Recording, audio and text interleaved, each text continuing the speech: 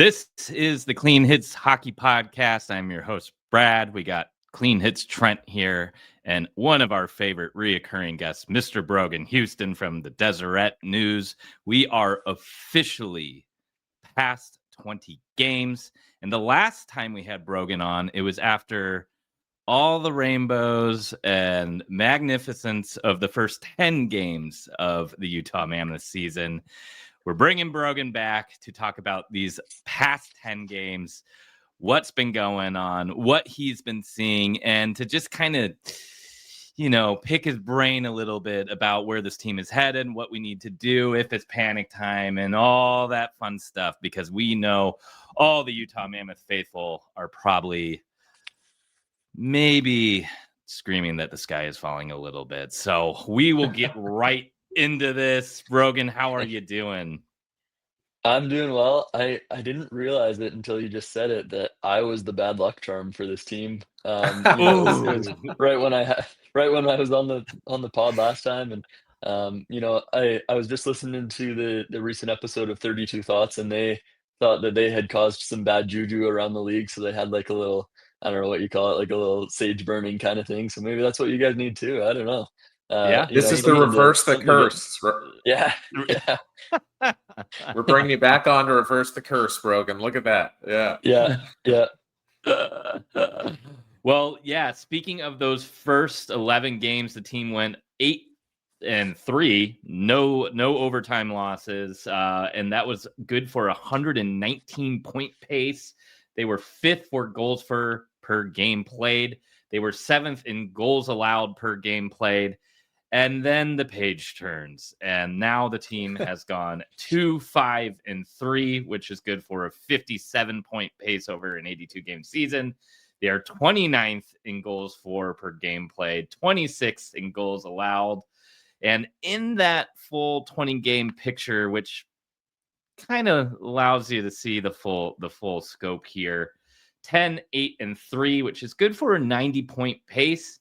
They're 18th for goals for per game played and 19th for goals allowed per game played. So horrible past couple games, fantastic first 10 games, and kind of puts you right in that mushy middle, which seems to be a term we've used a lot over the past 2 seasons, it seems. So now that you've seen kind of that full 21 game picture, how do you explain such a dramatic split between the beginning of the season and these past couple weeks here?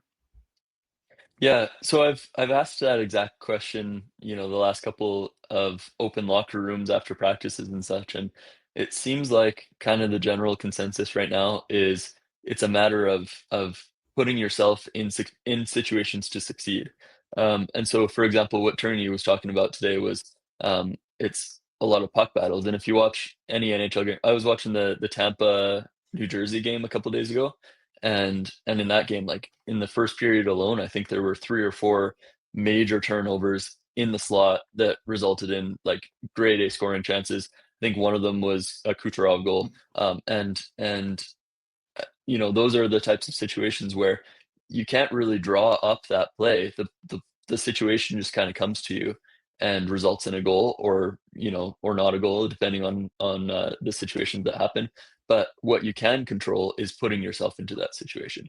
So that's exactly what Turney was mentioning today, and I agree with him. I think it's not necessarily a situation where the wheels fall off and all of a sudden these guys have forgotten how to shoot the puck or forgotten how to make a play. Like it's not that extreme, but it is a matter of putting yourself in situations to succeed. And Sergachev kind of, he was a little emotional when he gave his interview. He was definitely not happy, and he translated it as we're not working hard enough and we're not going to the corners, strong enough and that kind of thing. And I think it's kind of a little bit of both of that, but certainly, getting back to those basic things that put you in situations to succeed. And once they get back to that, I don't see how this team could continue losing, because this is the team that has shown what they can do when they are on. It's just, not going well for them right now. Yeah, and speaking about guys not forgetting how to score. We're sure that's not the case, but we have seen as a symptom of some of the other issues going on, some guys who had hot starts really kind of dry up. In the last 10 games, Schmaltz has put up 5 points, 5 points for Peterka, 4 for Cooley, 3 for Gunther, and 0 for Hayton. So these are top 6 players, highly depended on for the team, and their scoring woes are becoming very noteworthy. What's your read on the slump from the top 6? Is this line juggling? Is it overthinking? Just that lack of effort, or digging in the corners, or digging deeper that guys like Sergachev and Cole have kind of cited recently? What's your take on the slumps of the key players in the top 6 there? Yeah, it's definitely not just one thing. But one thing that I have been a little concerned about is just how often the lines are getting juggled at this point. And I've talked to a bunch of players about it. Some have said, yeah, it doesn't matter who I'm playing with. I'm a good hockey player. I can do this. And others have said, yeah, I would like it to be a little more consistent. And that's within those top 6 players. I've talked to most of them, and the, the opinions kind of differ guy to guy. But the consensus is definitely that they need to be doing, like I said, the things that put them into positions to be successful. For example, I was talking to Gunther the other day. I think this was yesterday, so today's Friday. This would have been Thursday that I was talking to him, and he was saying like, "Yeah, I just got to get back to that position that I always score in." Right, Dylan Gunther always scores in his one timer on the power play, and for a good stretch of the season, 10 games or so, he didn't even really attempt very many slap shots on the power play, very many one timers, or in any situation really. He was trying to score these in tight, greasy goals, and maybe make the extra pass, that kind of thing, and he's starting to realize like, hey, like this is the thing that got me here to the NHL. This is the thing that I need to continue to do. And so, I think that can be said about a lot of those guys. Barrett Hayton, he's never going to be the guy that, scores 50 a season, but he is going to be the guy that digs the puck out of the corner and gives it to Schmaltz or Keller, and those guys will, do what they can do with it. And you can say that about each guy in that top 6. And, I think that Peterka has been good, and I think he really fits on that Kraus line. And I know a lot of people don't like to see him on the third line as an almost $8 million player, but you put the guys in the positions that they will succeed in, and that's where I think we are right now. Like I think that's you just gotta throw a bunch of stuff at the wall and see what sticks, and that's what they're doing. And it seems like they're still solution focused rather than problem focused, right? At least in the case of Gunther, who's, opening up to you about mapping out what he thinks he needs to do to get back on track. Do you sense like true frustration creeping in? Are you getting a vibe of that focus shifting to being more problem focused than solution focused? I guess I'm asking, are things still pretty positive from your perspective? Or are players starting to come up empty when searching for answers? That's a really good question. And I think the age of each player is the determining factor on that question. So the younger guys have all kind of given those answers of like, yeah, we'll figure this out. Like, we'll get back to it. And a lot of these vets are saying, hey, like, there's a problem here. And I'll let you guys, figure out which ones are which, but it really is the age that seems, and obviously the experience that comes with that age, that seems to be the determining factor as to whether these guys are okay with how they're playing, or not. Nobody's okay with how they're playing, but like, whether they're satisfied with it, or whether they see that something needs to change, or some of these veteran guys are really kind of grumpy right now, kind of thinking, hey, like, why are we even here? Like Ian Cole said it in his press conference last night. His quote was something along the lines of, we got to figure out if we actually want to win. And that's kind of, obviously Ian Cole has played with every superstar this league has seen in the last 20 years. He's won the Stanley Cup twice. Like, he's made the playoffs almost every single year of his entire career.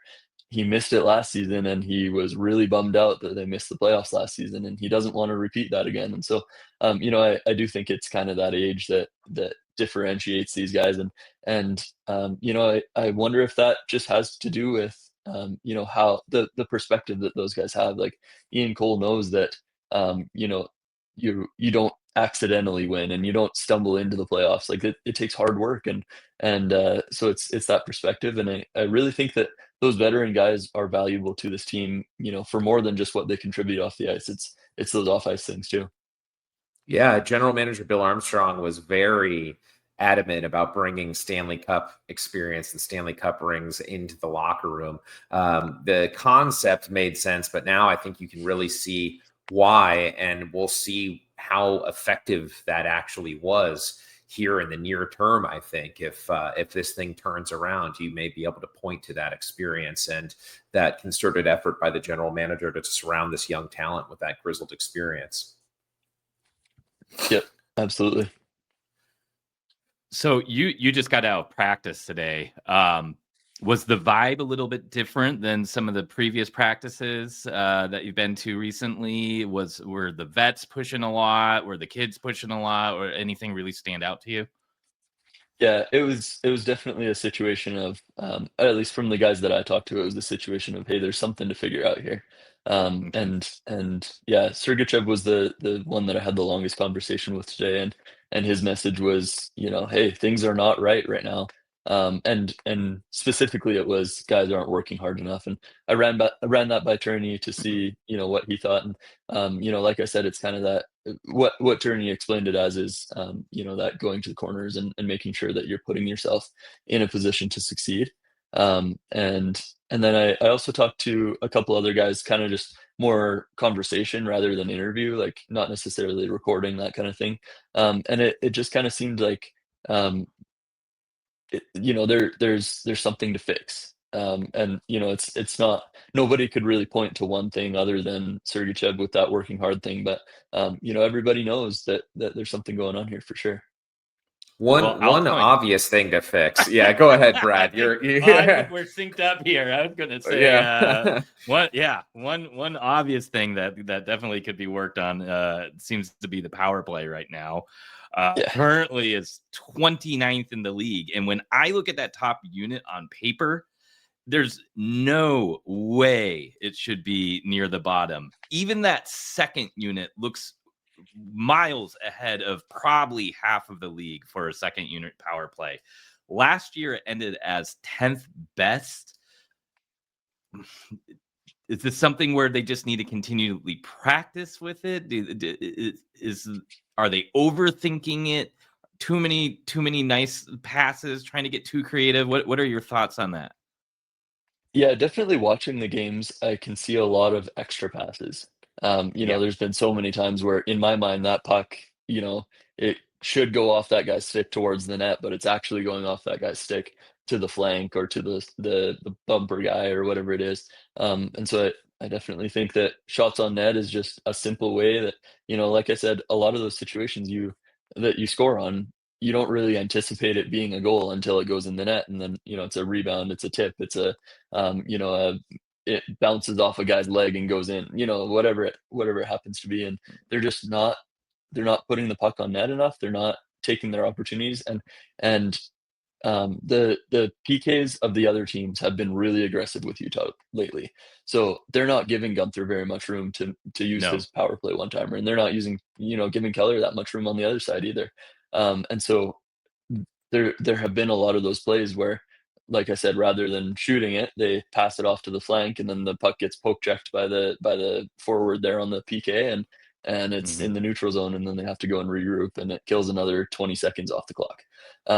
And yeah, so I just think that's kind of what it is right now, and it probably is time for me to revisit that question with Turney as well. I haven't asked it since that one incident. I think it was after the Flames game, but Yeah, you definitely bristled when you brought it up early. You were the canary in the coal mine here, Brogan. You sniffed it out early that the power play was in trouble.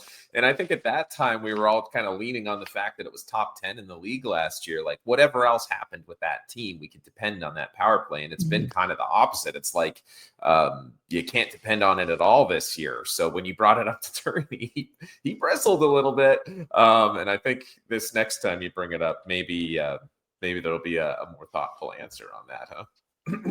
Yeah, I think so, and I think that's been the case with a lot of these things. When they're winning, I've noticed that Turney's message is usually just trust me, or things are going well. Don't worry about the details, that kind of thing. And when they're losing, Yeah. like in this stretch especially, he's really opened up in most of these press conferences and said, like, hey, here are the things that I don't like about our team right now.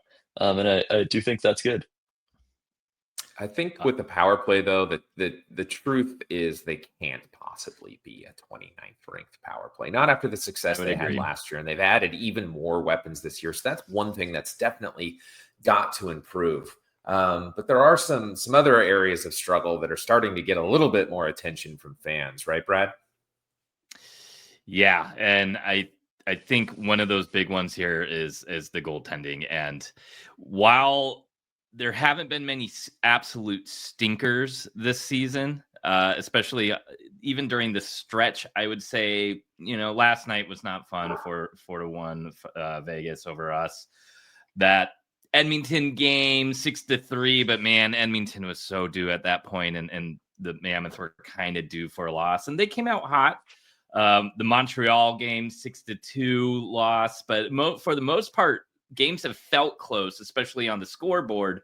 But then when you kind of take a peek at Vejmelka's actual stats, it paints a different picture. So currently 27th in save percents, 24th in goals saved above expected, 18th in goals against average. It's starting to look a little bit like we may have some issues between the pipes. And that's just with the 32 goalies in the league who've played at least 11 games. So those are basically your starters. And in a lot of those key stats, he's 27th, 24th, 28th, that kind of thing. The overall team save percentage is 28th in the NHL for team save percentage numbers. And, some of that's the team is suppressing shots. The shots against is pretty low for Utah. But even when you look at the high danger chances, he's ranking towards the bottom of the league in starters for his performance. So even though with the eye test, it's not as though you're looking at Vejmelka and being like, oh man, he really cost us that game. But the numbers under the hood, when you start to pick it apart and compare him to his peers, do not look that great. So how much do you think this skid is goaltending, is defensive play, is the structural breakdowns? Like what is your take on what's happening here with the goalies from a statistical perspective or an overall performance perspective? Yeah, so I've heard some people break it down as a, when the goalie isn't getting as many shots, is not facing enough shots, then he kind of gets out of a rhythm and whatever. Turney said that a few days ago, and so I asked Vejmelka about that today. Actually, I asked him like, hey, I know that Pekka Rinne in Nashville, he always said, hey, if I get 35 shots, we're gonna win the game, and if I only see 20, we're probably going to lose because I'm a little rusty. That was Pekka Rinne's theory, and if you look at those Nashville teams under the Barry Trotz coaching regime, they always allowed many shots on goal. Not necessarily high danger chances, but enough to keep the goalie in the game. I asked Vejmelka about that, and he shut it down immediately. He said, "No, that's on me. I gotta make the saves no matter what it is. Like, that's what I'm paid to do, kind of thing." So I really think, if that's what Vejmelka is saying, and I gave him an avenue to to have that as an excuse if he wanted it, and he didn't take it, so I got to believe him on that one. Now what I do see is, especially with Vejmelka, there's a lot of overcommitment to a lot of shooters. It happened in all 3 goals in the was it the Anaheim game, I think it was. I wrote about it after the game. It was all 3 goals in one of those overtime losses. It was also with one of the goals in New York. It was one of the goals last night against Vegas. A lot of these shots, he's so overcommitted to the shooter that the second that guy passes it over to the other guy, he's got a wide open net to shoot at, because there's no goalie there. The goalie, is stuck on the shooter. And that's been the case for Vejmelka for a lot of these. Vanacek, I don't think is necessarily that exactly. I haven't spoken to him in a while, so I haven't gotten his thoughts on it. But it's certainly a two goalie thing. Like, both of them have been subpar for what they need to be. So there's definitely stuff that needs to be figured out. I do like a lot of the defensive numbers. Like, I wrote about this maybe a week ago, that a lot of these under the hood stats suggest that they're really helping out their goalies a lot. They're not allowing a lot of high danger shots to get through. Even medium and low danger chances, like those make up the majority of the shots compared to, like, relative to the rest of the league. They're just not allowing a lot of really high quality scoring chances through. And shot suppression as well. Like, most of these games, they're out shooting their opponents by 5 or 10 shots at least. And it's not like that every night, but a lot of these games is. So yeah, I think that the goalies need to be better for sure. But at the same but there's time, no. Oh, sorry about that, Brogan. I was just going to make a dumb worries. joke about there's no advanced stats about backdoor tap-ins from the weak side winger not getting covered when the goalie's overcommitted. So I feel like we've seen that over and over again. So maybe just put a guy there. I don't know. That's fair too. What I was going to say though is at some point as well, they got to score enough goals to win a hockey game, right? Like, you can't really point to the goaltending on a 3-2 loss, which is what it was 3 games in a row. Like, you're very rarely going to win in the NHL if all you can score is 2 goals in every single game. And so, it certainly is a whole team issue, and you can't just peg it on the goaltending. For sure. And we've, having been Coyotes fans all these years, like, we've seen the ups and downs of Karel Vejmelka. This just kind of feels like the most extreme version of a thing we kind of always see with him. You know what I mean? Mm-hmm. Where, like, yes, he came out of absolutely nowhere in camp and stole a job and became a starter. And was just this, like, instant, very good NHL goaltender on a very bad team that had like 50 points that year. And nobody could believe it. And the very next year, he comes in and he loses his job to Connor Ingram pretty quickly and becomes kind of the backup there.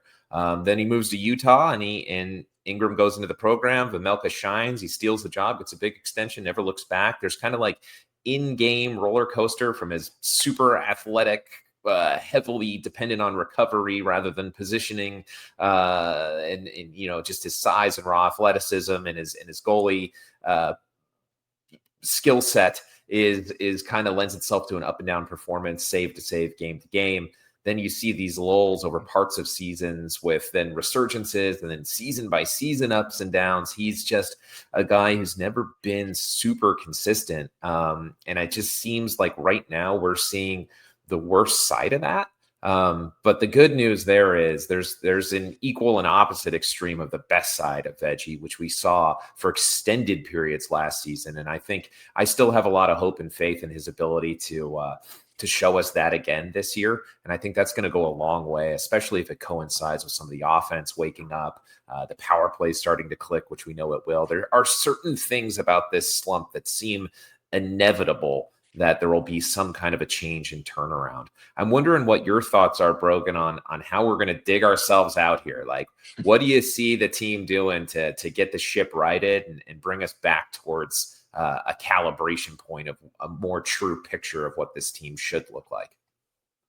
Yeah, that's a question I would love to have a solid answer for, that this is the one thing. But like we've kind of been talking about, it's not just one thing that needs to change. It's a lot of adjustments to other things, like probably small tweaks, we can call them, to a lot of the major parts of this game, like the power play, like the goaltending, all these kinds of things, and working hard and getting in corners and that kind of thing.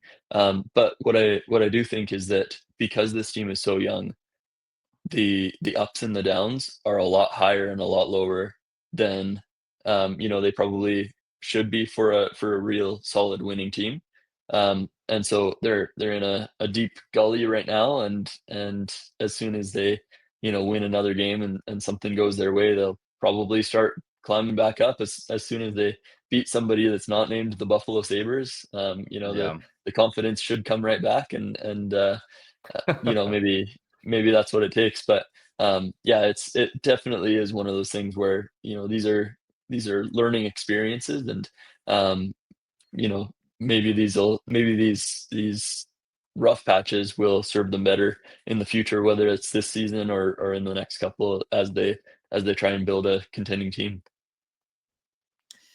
Yeah, and it's especially difficult right now because out of 32 teams, there's probably only one you could say is outright not so hot, which is ironic because it's the Flames.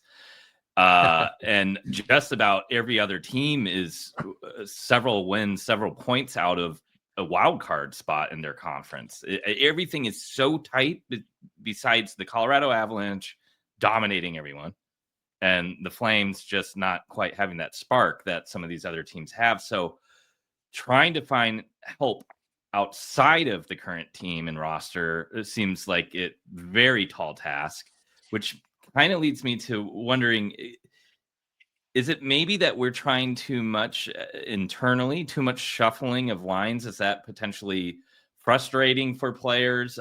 Is it system issues that maybe the players are starting to become a little bit frustrated with? Or is it really just a matter of we just saw maybe the two largest extremes of a string of games that we'll see all season, and the answer is somewhere in the middle here? Yeah, it's probably closer to that last option that you said there. Like I've kind of been saying, I don't think that it's one major thing. I think there's just lots of little tweaks that need to happen. And you mentioned the line shuffling. It seems like some guys like it, some guys don't really care. And you kind of just have to find something that sticks and roll with it, and see how it goes. But yeah, no, I think that there's just lots of little things that need to be changed. I've got one last one here, Brad. And this one might hamstring you a little bit, Brogan. We probably should have sent this one to you before, but you obviously see a lot of the chatter online. We've been seeing like tons of strong reactions from fans. So too high, too low, just typical fanatical fan behavior, right? Is there anything that you see in the online narrative that you think fans have got the most wrong? Or is there any record you'd like to set straight, or anything that the fans should know in anything that you're seeing online that's consistently off the mark? Yeah, I think the biggest one is the coaching. I've seen a lot of people say, "Hey, it's time to move on from the head coach," and I don't agree with that yet. And I'll tell you when I will agree with it. When I will agree with it is when we start seeing players stop trying because they're not listening to the coach. And until then, Turney has probably shown that he deserves a bit of a longer rope than a lot of guys. Like he's one of the longest tenured coaches in the league right now. It's probably fourth or fifth longest tenured in the entire league, and that's for good reason. It's because he does a good job, especially with these young kids. He has good systems as well. Like all the incoming opponent coaches, like they always talk about how good Utah is off the rush and from the slot and all that kind of stuff. And so I think the systems are in place and are good. He's a guy with a lot of experience coaching young guys, and I think he's doing a pretty good job at that from all I can see. But as soon as the guys stop trying and think that the coaching is the issue, I think that's when you pull the trigger on that. But I don't think it's gotten to that point yet. And a 10-game stretch is too small of a time period to fire somebody, especially when you have to pay them however many hundreds of thousands, maybe even millions of dollars. I just think it's not time yet. So just cool off that talk. Cool it off. Yep. Yeah, I would have to agree. Then I'll throw out one last question too. So out of these 10 games, what is the one bright spot that you have seen with this team? So maybe one thing that you've noticed that maybe isn't getting enough hype about. Definitely the Kraus, Paterka, McBain line. Those guys have been That's a firing good on one. all cylinders. Like, yeah, Lawson Kraus, like You guys know, you guys watched him, a lot more than I did when he was in Arizona, and he's a 20 goal guy kind of thing. And he set out this year to prove that he's still that player. Even though he had a down year last year, and so far he's on pace for 15 to 20 goals somewhere in there. So, I think he's doing well, and he says the right things, and he is a good leader in the room and that kind of thing. And Peterka complements those guys really well. The other two go to the corners, and Peterka is, he's just got the speed and the skill and the shiftiness to put the puck in the net once he gets it. And, that's why in the last 5 games, Peterka has 4 goals or something. And, Kraus has been really good since Peterka joined that line as well. And, McBain just does McBain things. He's never going to be a 30 goal guy, but he is going to play hard in the corners and drop the gloves when necessary, like he did last night. And, he's a good complementary player for the bottom six. Awesome. Love it.